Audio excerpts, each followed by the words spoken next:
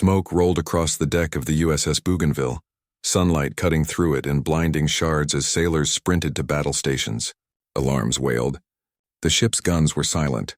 Half their crew was already dead or wounded. And from the sky, 4 Japanese dive bombers dropped like steel arrows, engines screaming, bombs glinting beneath their wings. Then a man in a grease-stained cook's apron stepped forward. Mess Attendant Doris Dorie Miller, a sailor who had never been trained on a single weapon, gripped the handles of a 50 cal machine gun twice his size. The trigger shook his arms. The barrels lit up. And in a single afternoon, the ship's cook shot down 4 attacking planes, turning the tide of a battle he was never meant to fight, and forcing the world to remember his name. Before the world knew his name, before the headlines and the medals and the disbelief of generals, Doris Dorie Miller was just another sailor on just another morning in the Pacific. He woke before dawn on the USS West Virginia, rubbing sleep from his eyes as the Hawaiian sun crept across the harbor. The battleship was quiet, engines cooling, decks swept clean from the night's work. The air smelled of salt, machine oil, and breakfast drifting up from the galley. Dorie tied his apron, tucked his sleeves, and prepared to cook for 1,000 men who barely noticed he existed. He was big, 6'3", shoulders like iron beams, the kind of size that made officers assign him to heavy lifting.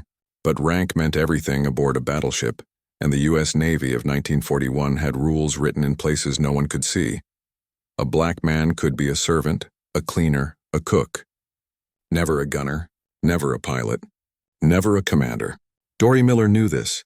Every black sailor knew this. They wore immaculate uniforms, polished every surface until brass shone like mirrors, and served meals to men who would never share a table with them. Still, he kept going. He liked serving his crew. He liked the smell of coffee at dawn, the clatter of trays, the laughter in the mess hall. He liked the Navy, even if the Navy didn't fully like him back. December 7, 1941 began with blue skies and calm water. Sailors lounged on deck, writing letters home or reading cheap paperback novels. In the galley, Miller ladled scrambled eggs from a steaming pot, cracking jokes with other mess attendants. No one felt danger. No one saw the shadows forming beyond the horizon. Then at 7:55 a.m., everything erupted. The first sound was not the roar of engines or the scream of bombs. It was the dull, violent shock of explosions rolling across Pearl Harbor. The walls trembled. Glass shattered. Plates tumbled from countertops. Someone shouted, "Air raid!" and the world split apart. Dorie sprinted out of the galley. Overhead, through black coils of smoke, Japanese planes roared down on the battleship row, red suns painted on their wings. Torpedoes sliced through the harbor like knives of silver and steam. The USS West Virginia shuddered as one slammed into her side, lifting the entire deck with a sickening metallic howl. Men were thrown to the floor. Alarms blared. Gun crews scrambled to stations, slipping in oil and blood. Dorie ran toward his assigned post, ammunition runner, but the scene waiting for him made his breath vanish. Gun mount after gun mount stood empty, not because of fear, but because the men meant to operate them were already dead or dying. Smoke burned his lungs. Fire climbed the superstructure. Bullets chewed through the air like angry insects. A wounded officer staggered, pointing toward the upper deck where a pair of 50 cal Browning machine guns sat idle. The ship needed those guns. Someone had to fire them or the next bomb would be the last. Dorie didn't hesitate. He hauled the officer to cover, then turned and sprinted for the mount. His hands had never touched that weapon before. Navy training never allowed it. Yet when he grabbed the handles, something instinctive happened. His massive frame fit behind the gun like it was built for him. He yanked the trigger. The barrels thundered. The sound tore through the harbor, deep, rolling, unbroken. Tracers stitched the sky. A Japanese torpedo bomber banked too slowly, caught flat in the sights. The 50 cal rounds punched through its fuselage, and suddenly it dipped, then tumbled, then nosedived into the water in a blossom of white spray and flame. Miller did not look away. He swung the gun to the next target, knuckles white, sweat and soot streaking his face. The gun bucked against his fists, but he held. Another plane screamed overhead, dropping a bomb that exploded just off the ship's bow. The blast slammed hot wind against his chest. He kept firing. A second plane fell. Sailors around him stared, stunned. The cook, the man who served them breakfast, was holding the ship together with nothing but grit and raw instinct. He did not freeze. He did not flinch. He roared, "Come on!" as he tracked another bomber diving low, wings rattling under the Browning's steel rain. Gunfire ripped across its engine. The aircraft shuddered, smoking, and crashed into the harbor with a violent splash. 3. The deck shook again. Fires rose higher. The USS Arizona had exploded nearby, a white-hot inferno tearing her apart.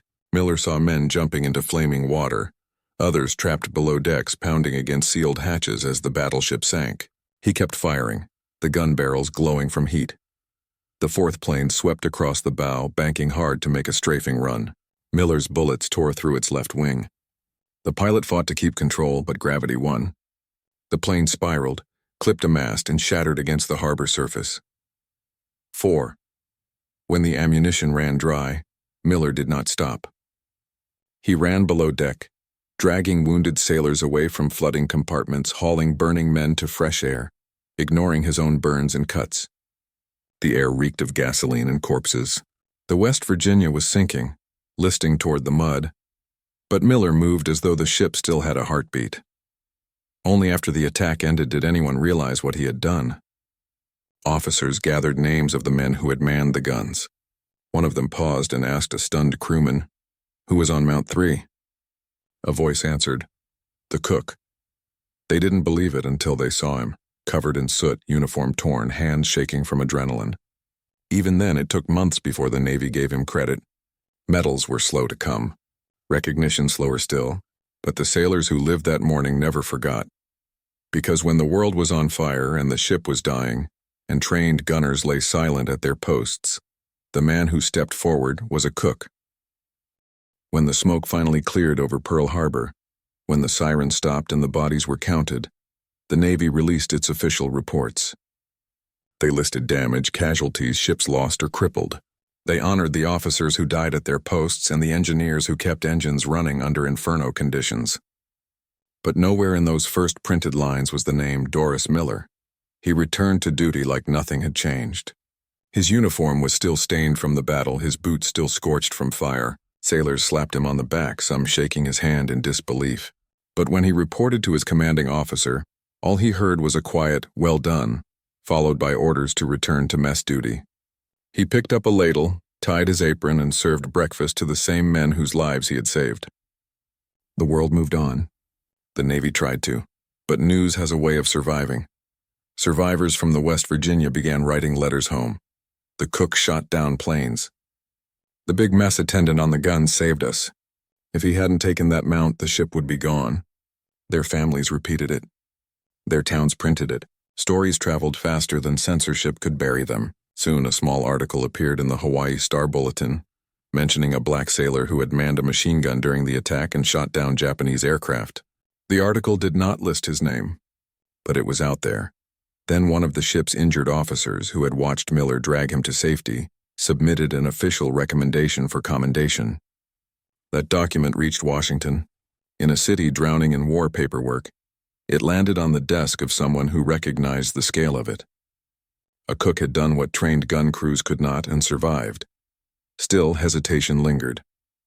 The military of 1941 was rigid, segregated, fearful of publicizing a black hero. The White House wanted unity, but the armed forces resisted change. If Miller became famous, if his story spread, if people demanded more, everything might shift. So the Navy waited, and hoped the story would fade. It didn't. Reporters kept digging. Names surfaced. Witnesses confirmed it. The cook was Doris Miller of Waco, Texas, mess attendant 3rd class, 23 years old, son of sharecroppers, no formal weapons training. Newspapers ran his name in bold ink. Photos followed. And soon editorials asked the question military leaders least wanted to answer. Why hasn't he been recognized? Under rising pressure, the Navy finally acted. On January 7, 1942, 2 months after the attack, it issued a brief press release acknowledging Miller's actions. Not heroic, not extraordinary, just commendable service. It was deliberately small, but America seized it anyway. Black newspapers across the country declared him a national hero. White newspapers joined. And then came the moment that changed everything. The announcement that Doris Miller would receive the Navy Cross, the second highest medal for valor. The ceremony was held on the deck of the USS Enterprise, The Pacific breeze whipped across the railings. Officers in crisp uniforms stood in rows. Admiral Chester Nimitz, Commander-in-Chief of the Pacific Fleet, faced him and said words that stunned even the sailors nearby. This marks the first time in this conflict that such high tribute has been made to a man of his race. Miller received the medal in silence, but his hands trembled. Applause rolled like distant thunder across the deck, yet recognition came with a price. Some officers grumbled that a mess attendant didn't deserve the Navy Cross. Others whispered that the story was exaggerated. A few simply refused to believe it happened. But Miller ignored them. He had seen war face to face, and no words could rewrite what he had done. Back home in Texas, the reaction was electric. His parents stared at his photograph on the front page, proud and stunned. His town changed street names, held parades, wrote songs. Black Americans who had watched their sons drafted into segregated units, who had waited decades for proof that valor had no color, finally had a symbol, a man who shattered the walls built against him. He was sent on a war bond tour across the United States. Crowds surged to see him. Children climbed fences just to glimpse the big sailor who had downed 4 planes. Women pinned flowers to his uniform. Mayors gave him keys to their cities. White families shook his hand. Black families wept. He was a national hero, but he was also something more dangerous, an example. The Navy felt the tension growing. Too much attention, too many headlines, too many questions about segregation, promotion, equality. The easiest solution was the oldest. Send him back to war, far from cameras, far from politics, far from the nation he had inspired. So the war bond tour ended. The parade stopped. The applause faded. Miller boarded a ship and disappeared into the Pacific again, this time on the escort carrier USS Liscome Bay. He had wanted combat duty. He wanted training. He wanted to do more than cook. The Navy did not give him a gunnery school. It did not give him rank. But it did give him a ship where planes launched daily and Japanese submarines stalked the waves. Danger hung over every sunrise. On November 24, 1943, just before dawn, the Liscome Bay was struck by a torpedo from submarine I-175. The explosion hit the ammunition hold. The ship erupted in a column of fire so bright it lit the horizon. Men were thrown overboard, swallowed by burning oil. Others were trapped inside as the ship rolled, groaned, and sank in 23 minutes. Out of more than 900 crew, only 272 survived. Dorie Miller was not among them. There was no rescue. No final words. No body to bring home. Just a name on a casualty list and the memory of a man who saved lives at Pearl Harbor, only to vanish beneath the same ocean he had defended. But even death could not erase him. Flags flew at half-mast in black communities nationwide. Small towns held memorial services. Veterans wrote letters demanding he be honored again. And slowly the Navy began to realize something it had tried to ignore. Dorie Miller was bigger than a medal. Bigger than a ship. Bigger than the silence that followed him. He was history, and history never disappears. When a sailor dies at sea, there is no grave to visit, no headstone for a grieving mother's hands to touch. The ocean becomes the tomb, the horizon the marker. For most who vanished in the Pacific, memory faded with time. But for Dorie Miller, the opposite happened. His legend grew. In the months after the sinking of the USS Liscome Bay, a strange silence settled over official channels. No announcement, no ceremony, no memorial. It was as if the Navy feared the world's reaction, afraid that the first great black hero of the war had been lost on a ship where he served again as a cook, not a gunner. Families of the fallen wrote letters begging for information, but answers came back slow and vague. The Navy listed him as missing in action, but every sailor who survived already knew the truth. The explosion was so violent there was no way he could have escaped. The news reached Waco, Texas, quietly. A Western Union telegram, a line of text, a mother standing on the front porch reading words she had always feared.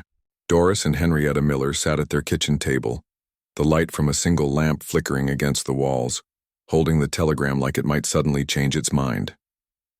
Their son, who had become America's symbol of courage at Pearl Harbor, was gone at 24 years old.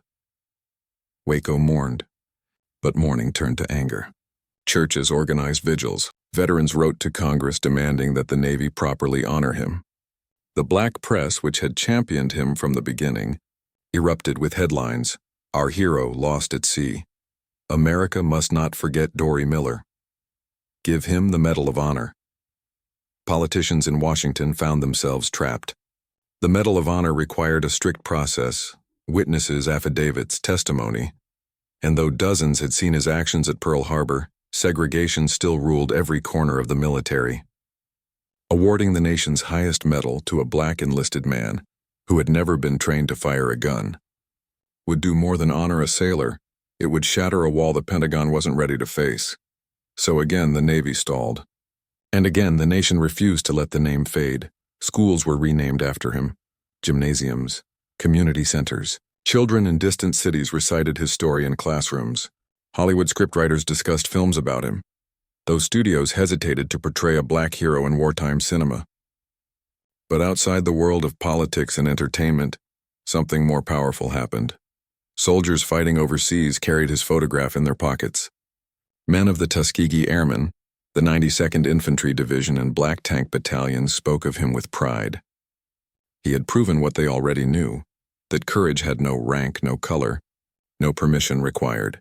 Yet the Navy held its silence, until one winter morning, in a briefing room deep inside the Pentagon, a question was raised. What happened to Doris Miller? The room fell still. Officers exchanged glances. Someone finally admitted the truth. There had been no official memorial, no public recognition, nothing to match the scale of what he had done. The press had noticed. Congress had noticed. And the war had changed. America now needed black Americans fighting in every theater. Pilots, engineers, riflemen, officers. Ignoring Miller's death was no longer just an injustice, it was a political disaster. So the Navy relented. On May 28, 1944, the Navy officially declared Dorie Miller killed in action. It was a small step, late and understated, but it opened the floodgates. Newspapers ran his photograph again, smiling, broad-shouldered, wearing a uniform he had outgrown in legend. Radio hosts told his story across the country, and in every retelling the truth became sharper. A man denied training had defended his ship better than trained gunners. Pressure mounted for the Medal of Honor. Senators pushed. Civil rights leaders demanded it. Writers filled editorials with outrage. If any man deserved the highest award, surely it was the cook who grabbed a machine gun and saved a battleship. But the medal never came. Instead, the Navy named a Liberty ship after him, the USS Doris Miller. It was a merchant vessel, not a warship, but it was the first time a U.S. Navy vessel carried the name of a black enlisted hero. When the announcement went public, sailors cheered. Families wept, but the message at the center of it all was unmistakable. The Navy had tried to bury his story. America refused to let it die. Soon another shift began, not on battlefields but in mines. White sailors who had once mocked the idea of black men manning guns now spoke of Miller with respect. Commanders who believed segregation was tradition found themselves questioned by their own crews. His name became a quiet rebellion, a reminder that the rules of the old world were cracking. By late 1944, the war was turning. American forces closed on the Philippines, bombers hammered Japan, Europe was inching toward liberation, and everywhere the U.S. flag advanced, soldiers of every race fought beneath it. Black regiments stormed beaches. Black tank crews smashed German lines. Black fighter pilots escorted bombers over the Reich. And when the war ended, when surrender papers were signed and guns went silent, one truth remained. A cook had changed the Navy forever, not through speeches, not through politics, but through action in the middle of hell. Decades later, historians studying Pearl Harbor discovered something remarkable: eyewitness testimony from Japanese pilots who had attacked battleship Row. Some recorded in diaries and post-war interviews that the anti-aircraft fire from the West Virginia was unusually accurate, relentless, deadly. Those rounds, thousands of them, belonged to a man the Navy had once trained only to serve meals. Years passed. Memory stretched thin. Veterans aged. New wars replaced old ones in textbooks. But every December 7th, when the bells tolled at Pearl Harbor, someone spoke his name. Teachers, surviving sailors, presidents, and then, in 2020, nearly 80 years after he took the gun on a burning deck, The Navy did what it should have done long before. It named a Nimitz-class supercarrier after him. A massive, nuclear-powered warship. A floating city. The most advanced vessel in U.S. history. Its name, USS Doris Miller, CVN 81. For the first time ever, a U.S. aircraft carrier would honor a black American. Not an admiral, not a president. A cook, a man history tried to overlook, but the truth refused to forget. Long after Dorie Miller disappeared beneath the waves, the sailors who survived Pearl Harbor carried a strange memory, the sense that he had never truly left the fight. They told stories of a ghost on the gun, of a cook whose courage seemed to echo through every battle that followed. And in a war defined by machines and strategy, it was the memory of one man that made others stand taller. After 1943, the U.S. Navy changed, not because leadership suddenly believed in equality, but because the war demanded it. Carrier decks needed bodies. Gun crews needed hands. Convoys needed men who wouldn't break when the sky turned black with enemy aircraft. The stories of Miller were whispered in barracks, in submarines, in the dark steel corridors of battleships. Young black recruits, once trained only as mess attendants and stewards, began pushing for combat roles. Some officers refused. Some argued. But others, remembering what Miller had done, opened the door a few inches wider. On destroyers cutting through the Solomon Islands, black sailors manned anti-air guns for the first time. On ammunition ships running the gauntlet to Okinawa, they passed shells and fired chasers at incoming fighters. And on small escort carriers, the same type of vessel where Miller met his end, black gun crews shot down kamikazes in defense of ships that would have never given them a chance a year earlier. The Navy didn't announce these changes. They happened quietly, awkwardly, under pressure, but they happened. Somewhere in the middle of the Pacific, on a carrier moving toward the Marianas, a gunnery officer stood over a recruit with massive shoulders and steady hands. The recruit hesitated at the trigger of the 50 cal, admitting he had never been trained. The officer nodded and said, "Neither was the best gunner we ever had." Everyone knew who he meant. Miller had become more than a sailor. He was a myth, a reminder, a warning to anyone who doubted the men the Navy tried to hide in kitchens and laundry rooms. The more the war turned against Japan, the louder the myth grew. Black sailors heard it. White sailors heard it. Even the enemy heard it. In Tokyo, Japanese radio propaganda had once mocked black soldiers and sailors, claiming they were unfit, weak, inferior. But after Pearl Harbor, intelligence reports changed tone. Japanese pilots who attacked American convoys reported heavy and accurate fire from ships where black sailors served. A Japanese ace wrote in his diary that American shipboard guns had become fiercer, faster, more skilled. The irony was sharp. A nation that once taunted black troops now feared their aim. Back home in America, Dorie's mother received thousands of letters. Some were from families of sailors he saved. Some were from school children. One came from a young boy in Georgia who wrote in uneven handwriting, "If a cook can be brave, then maybe I can too." She kept every letter in a wooden box tucked beneath her bed. She never remarried. She never moved away. She left Dorie's room untouched, his medals polished, his uniform folded, his photograph beside a small lamp. Meanwhile, the Navy tried to turn the page.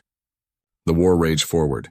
New battles stole headlines: Tarawa, Saipan, Leyte Gulf, Iwo Jima, Okinawa, and yet, every time a battleship fired its guns, every time a crewman gripped the handles of a Browning machine gun on a burning deck, someone remembered the mess attendant who refused to stop firing, even when death closed in. After the war, when victory parades thundered through New York and San Francisco, and confetti rained from skyscrapers, black veterans marched with heads high. They had fought, bled, and died for a country that had given them second-hand uniforms and segregated barracks. Some Americans cheered them. Some turned away. But these veterans walked proudly, knowing they carried the legacy of men like Miller. One of those veterans, a former sailor named Vernon Thompson, would later testify, "When they gave me a gun station, I thought of Miller. If he could do it, I had no excuse not to." And in those quiet confessions, the Navy's hidden revolution was exposed, not in orders, not in policies, but in hearts. In 1947, 2 years after the war ended, President Truman signed Executive Order 9981, desegregating the U.S. military. Historians would later describe it as a turning point, the moment American armed forces finally acknowledged something brave men had proven on battlefields from Normandy to the Pacific. And though the order made no mention of a cook from Texas, his shadow was there, unofficial, unwritten, but undeniable Navy records show that after desegregation, black sailors began receiving gunnery training. Promotions increased, more technical schools opened. The service that once limited them to mops and trays now demanded their skill with weapons and machinery. The change wasn't perfect or immediate. Racism does not evaporate with a signature, but every step forward carried the echo of a man who wasn't supposed to matter. Years passed. Memorials rose at Pearl Harbor.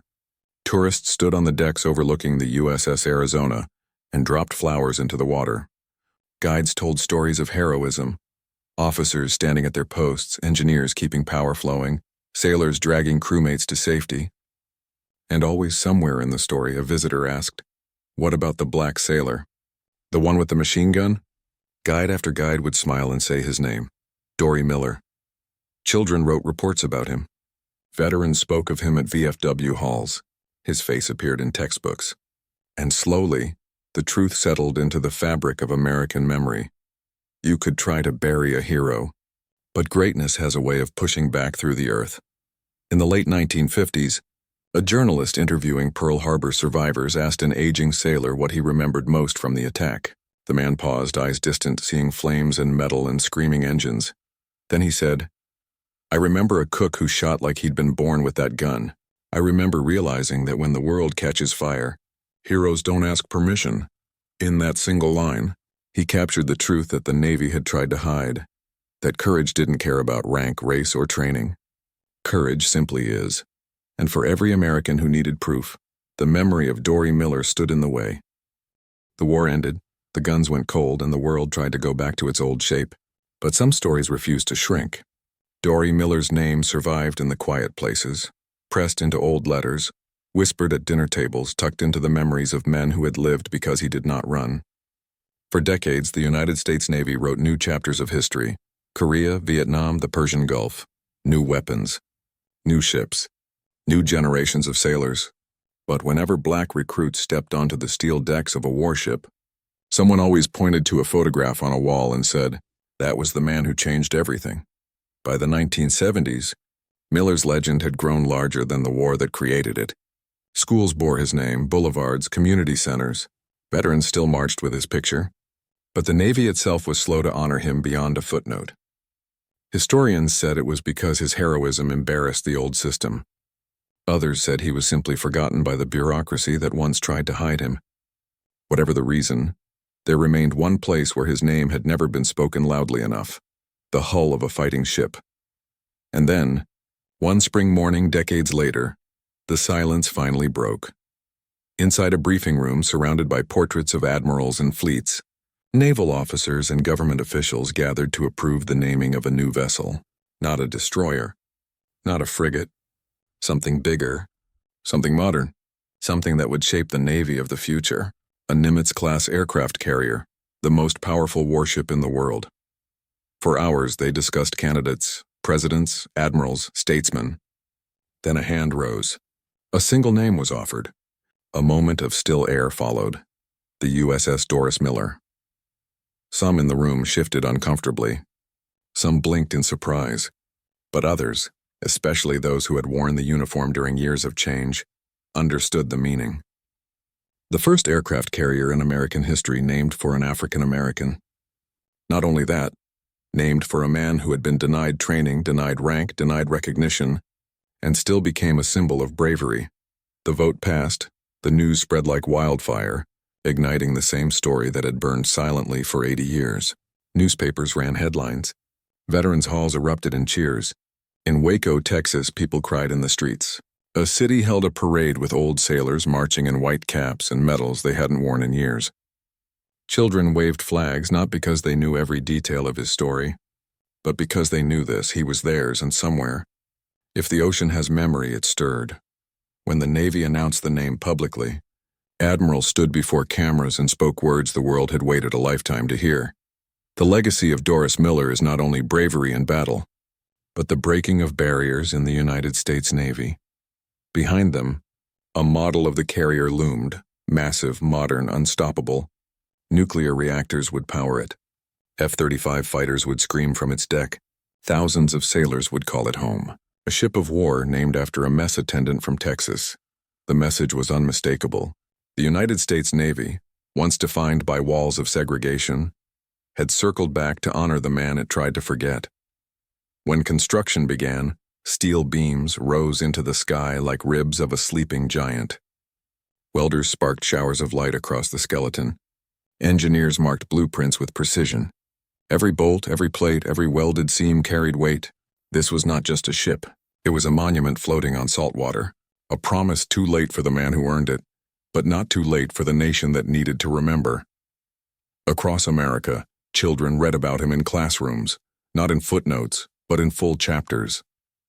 Black recruits entered Navy training knowing there was a supercarrier named after a man who once scrubbed dishes, because the military could not imagine him holding a weapon.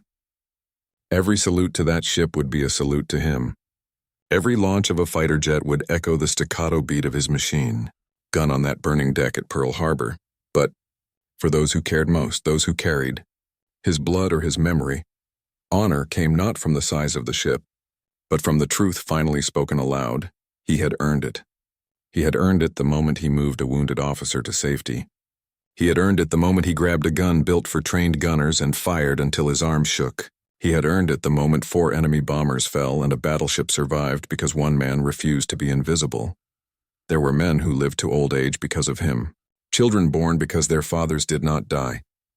Entire families that exist because a cook decided that courage did not require permission. And so, on the day the Navy christened the carrier in his name, thousands gathered on the pier. Sailors in dress whites stood in perfect ranks. Veterans in faded uniforms sat with flags folded in their laps. Reporters aimed cameras. The ocean was calm, the kind of calm that carries echoes. A woman, a descendant of Miller's family, stepped forward with a bottle raised high. The bottle shattered against steel, water washed the hull, and the name USS Doris Miller glowed across the bow. Somewhere in the crowd, an old Pearl Harbor survivor wiped tears from his eyes. He remembered the smoke, the panic, the sound of guns, the bodies on the deck. And he remembered a huge man with burn marks on his face, screaming over the roar of the 50 cal, holding the ship together with nothing but fury and fire. Heroes die. Memories fade. Oceans swallow men whole, but steel remembers. Ships remember, and now, the Navy remembers. Long after the war, long after the last eyewitness has taken his final breath, the USS Doris Miller will sail through the same Pacific waters where he once stood, apron traded for glory, hands on the guns, eyes full of defiance. Pilots will take off from its deck. Missiles will launch. Sailors will salute the flag flapping above the tower. And every one of them will walk in the shadow of a man the world tried to overlook but failed. A mess attendant became a warrior. A nameless sailor became a symbol. A forgotten hero became a legend, not because he was allowed to, but because he chose to. The ocean took his body. History claimed his name. And the Navy at last gave him a ship.